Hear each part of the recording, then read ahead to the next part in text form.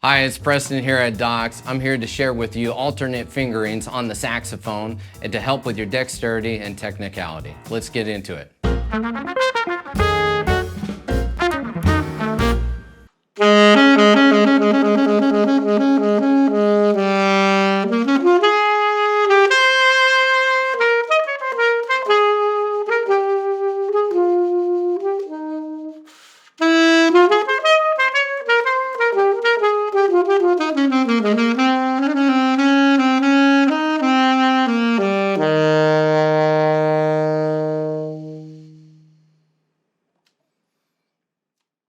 Have you ever come across an excerpt or an etude where you get to this one spot and finger-wise it seems like it's just a nightmare and there should be an easier way? Have you ever felt that?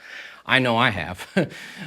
You look at the saxophone, it's got all these buttons. There should be an easier way to do things. And the good news is there is. And it's called alternate fingerings. And depending on which note on the horn and where you are, there are some different options that can either help with the dexterity, maybe put the movement all into one hand, which is going to make it simpler and more achievable, and definitely, and maybe even help with tuning. So I got about 5 or 6 alternate fingerings that I would like to share with you to hopefully help you on achieving a success on these etudes. So here we go. All right, the first one is the B flat, right? And there's several different options. We have usually 2 in the side, so we use our A and our bottom side key, and this is going to achieve A sharp or B flat.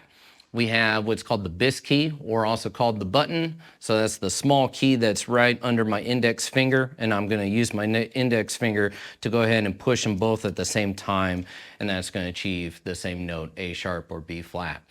And then I have my right hand. If you notice, if I push my right hand down, it articulates that little key, which is our B flat key or A sharp key. So it's pushing that down, and we have all 3 of these keys in the right hand will articulate that. Okay, so first one, let's go ahead and try the A in the side key.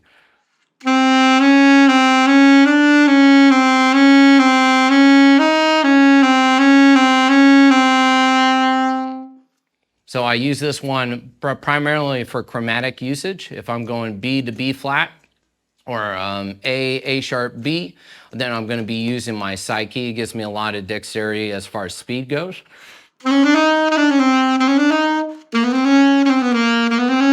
So it's right there. I can be very percussive with it. I can, my hands feel like I'm operating a drum. So I can be very rhythmic with it. There is the bis key that we could use, and we can slide, but you gotta be careful of that because it's very hard to be articulate and percussive with this, and especially in a speed manner. So I use the side key for that reason. The next one is the bis key, or using the button and using the index finger to operate the 2. I use this if I'm staying in the key. So say I'm staying in concert A flat, my F. Then I'm going to be primarily using the bis key, and my finger is just there the whole time. So every time I lift up for B, it's B flat.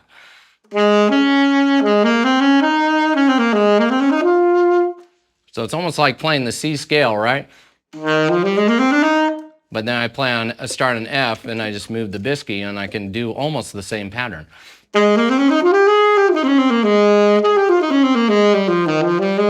So I don't have to think about it so much. So it definitely helps with speed. It helps with the dexterity.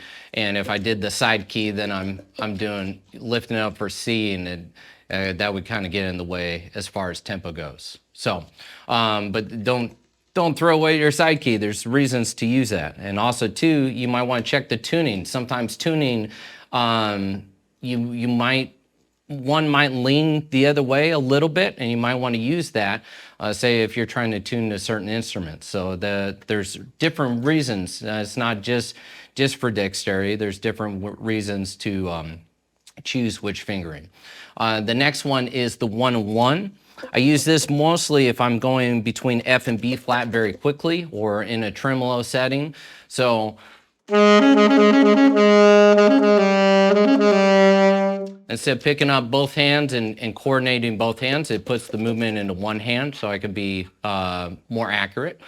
I can still do that with the bis key if I wanted to, but this is just makes it a little simpler. If I can put the movement in one hand, it should make it simpler, right?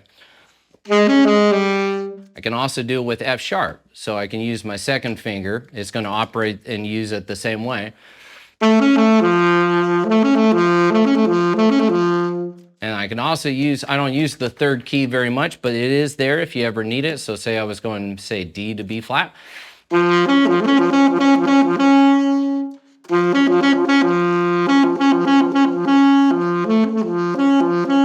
Couple things I could do there, and I would get into tuning with that one on what I would like to do, but the option is there. It's good to know what your options are and then use it for the setting that you're in. The next one is the alternate C, or also known as side C. So what is that? So I'm gonna operate the B key, and in this case B natural, and then I'm going to use my right hand. This is kind of right by my big knuckle, just a little bit past, kind of on the index finger, and my side key should be there. If my hand position's correct, we got the bottom side key here, and then the middle side key is kind of right there. I just have to bring my hand up, maybe I would say maybe 1/8 of an inch, and then it's right there, or even a centimeter. So it doesn't have to move very much, and then I can operate that.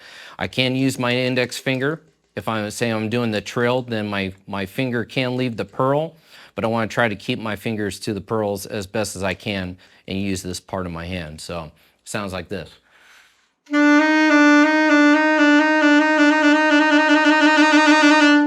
Right, it's going to be very hard to trill and go back and forth that speed, just going back and forth between B and C.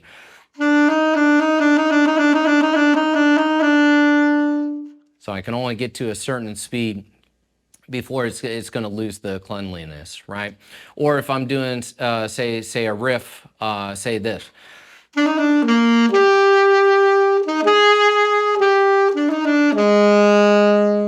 I can be more articulate and quicker, if you will, with the side key.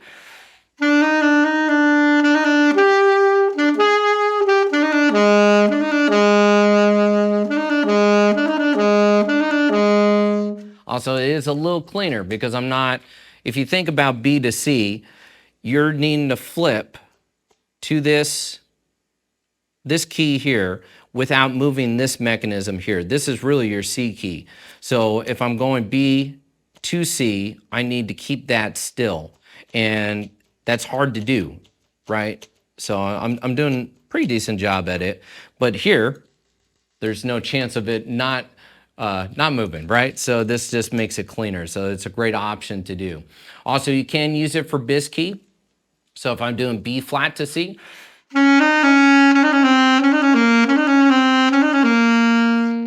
it's another option there, B flat trill. But there is something to know. It's not one you want to hold. It is on the flatter side. So it's something that you want to use for a fast passage. Otherwise, you want to use normal C. Also, just a little trivia for you. The original C was our side C before we had the mechanism to go ahead and use second finger for C. The original saxophones used their side C as their main C. So this is the first C key. So there you go, fun little trivia for you. All right, my next one is the middle C sharp. So the C sharp with no fingers, there's some alternate fingerings here, which is interesting because we don't think of this as a tricky fingering because we're not using any fingers, right? So we have C sharp. But say I was going C sharp to D in either a fast passage or even in a trill setting. Well, that's a lot of fingers. That's 7 fingers that we're moving because long D is octave key 1, 2, 3, 4, 5, 6, right? So, not to mention the tonal difference between basically the top, this short piece of horn here, and the long horn, right? So, kind of tricky to make those two match, right? So we have what's called alternative C sharp, and that's where I fingered that long D, so octave key, 1, 2, 3, 4, 5, 6. And then to go to C sharp, I'm just gonna move the top two fingers.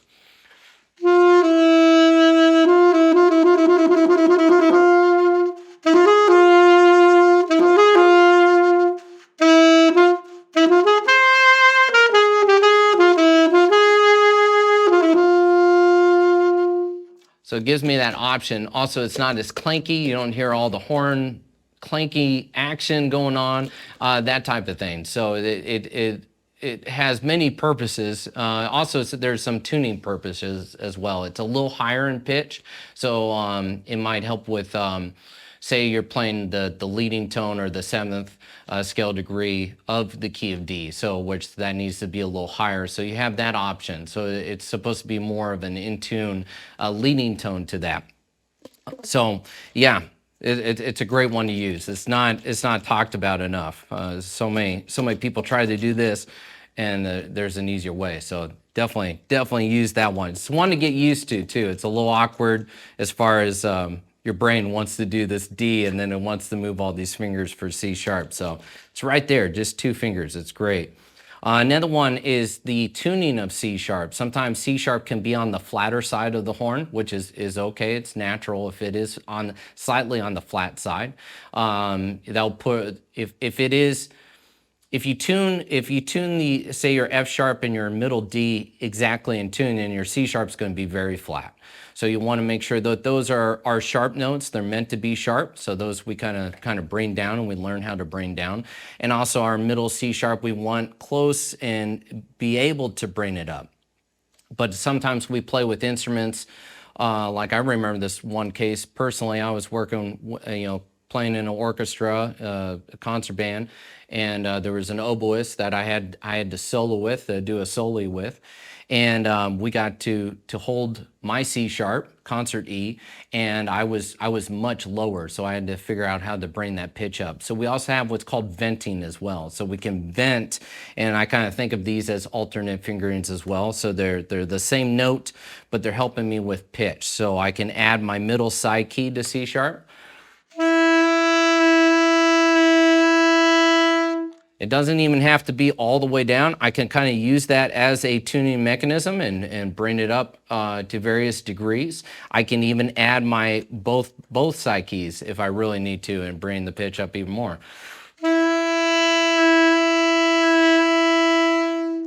Okay. We also can use our G and our octave key with C sharp, which first seems kind of weird. Seems like it's going to go high, but it doesn't.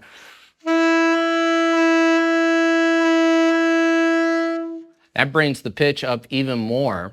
And then if I combine all two or three of these fingerings, right? So the G and the octave key, add the side key, add the bottom side key. Now I'm really bringing that pitch. I have more control. Instead of biting and trying to lip up the tuning, which is always going to you're going to sacrifice the tone there, right?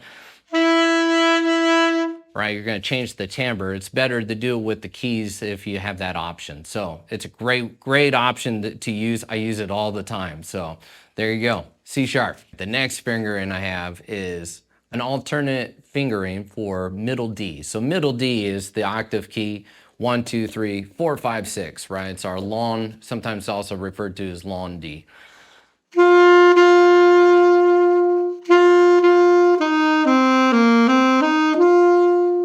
Right?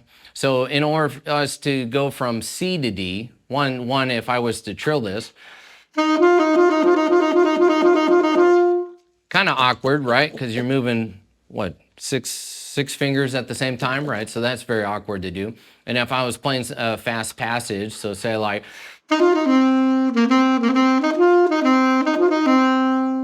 right? That would be a little on the awkward side. Also notice tone changes, right?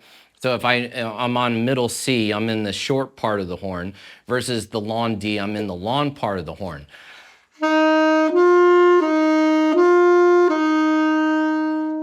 So my tone is slightly changing, or the timbre is slightly changing. So we have different options there. Oh, and also if I do the long D and I try to get quiet,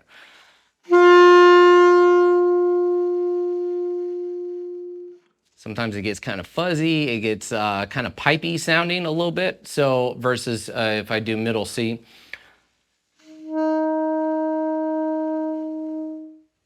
it gets very, very quiet, and also it gets very clear. The quieter it gets, it's in a clear tone versus that pipey kind of airy sound.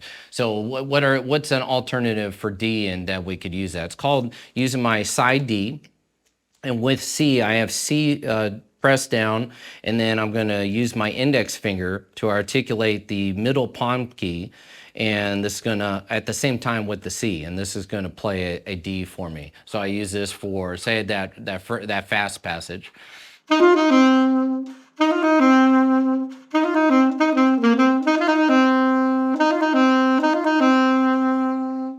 it's right there. I could use it as a trill instead of.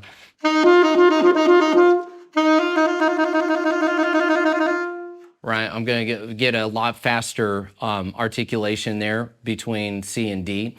Definitely want to use it for a fast passage because tone you can find in the forte or loud dynamic. It's kind of a nasally sound. But here's the interesting thing is if I want to play a soft dynamic, and remember that when I talked about the long D versus middle C, the tone and timbre drastically change. Well, in the soft dynamic, this really helps.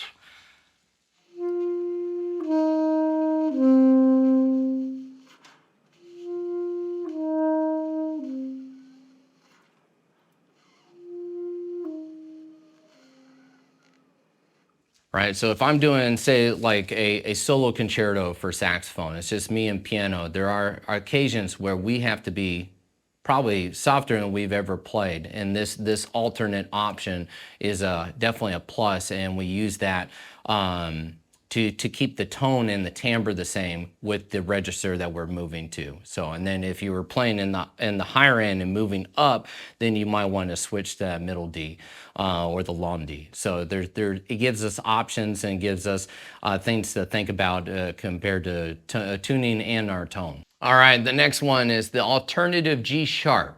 So what is that? Well, there is on some old saxophones, they even have an extra key here. So if you ever have a white button in between these two, this one doesn't have it. For some reason, we got rid of it at some point, but some of you may have an extra button here. You do have an alternative G sharp. So you'd finger G and you push that and it would open that. I think it was mostly brought for trilling purposes. So there is an option there if your horn can do it. But that's not the one I want to talk about. I want to talk about, I'm mainly a baritone saxophonist. And baritone saxophones, we use our pinky keys a lot. So it's really important to know that our G sharp can work with all our pinky keys. As I push, here's the G sharp key. As I push this key, we have a lever that is pushing on that G sharp key every time I push any of these pinky keys. So I have the C sharp, G sharp goes down. I have the B, the C sharp goes down. And I have the B flat or the A sharp, the G sharp goes down. So it's good to know that you have that. So say I was playing an excerpt like this.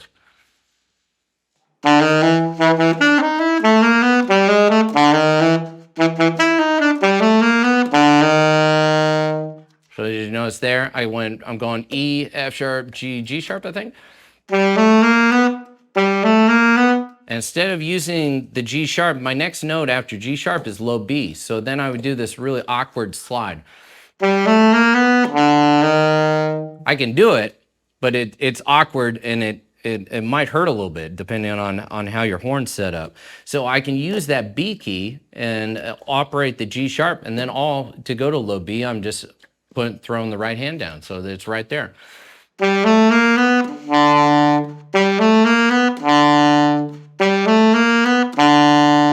So it's right there for me, and then I can easily play that riff, right? All right, my sixth fingering, and this is kind of a slew of fingerings, and there's tons of options. I'm only gonna hit on a couple, but the topic is not necessarily alternate fingering, it's called venting. So venting is where I'm going to use a key to adjust my pitch or my tone, timbre, if you will, on for a slew of reasons. You know, maybe I want to have a brighter sound, or maybe I'm flat and I want to bring the pitch up. As many of you know, as we bring the pitch up on the mouthpiece, I'm going to drastically affect my timbre and my tone. So, and how I'm doing that is putting slight pressure on the reed or more pressure on the reed, and maybe raising my tone and thinking a colder airstream, higher tone voicing. So, which you can use, and I use all the time. My voicing is constantly changing, but there's a certain point where you start to lose the sound of your saxophone or the characteristic sound. So you want to be careful of that. So venting comes into play. Venting is where I'm going to adjust the tuning, but not adjust the pitch. So like say G, for example. I can use my alternate F sharp, I can use my E flat, I can use them both at the same time. They bring the pitch and have a lot of flexibility in pitch. And I can vary the heights. I have a lot of control with that. Say I want to adjust the timbre, or I want to be a little brighter. I'm a baritone saxophonist, so I'm a huge fan of Leo Parker. Leo Parker does this on Smoke Gets in Your Eyes. He starts off with this riff.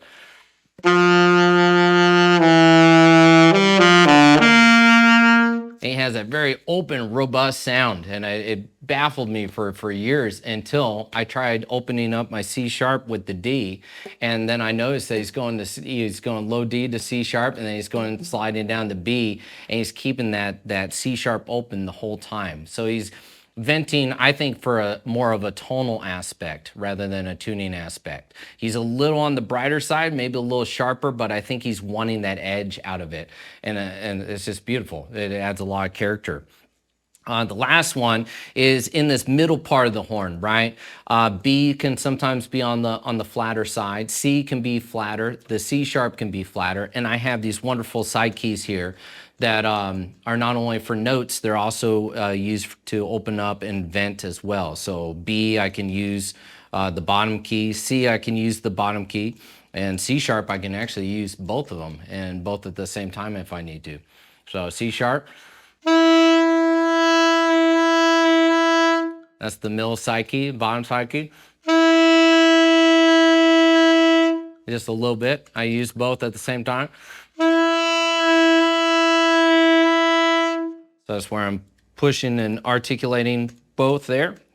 I also have G in the octave key with C sharp. And then I can even add those side keys with it to even bring the pitch up more.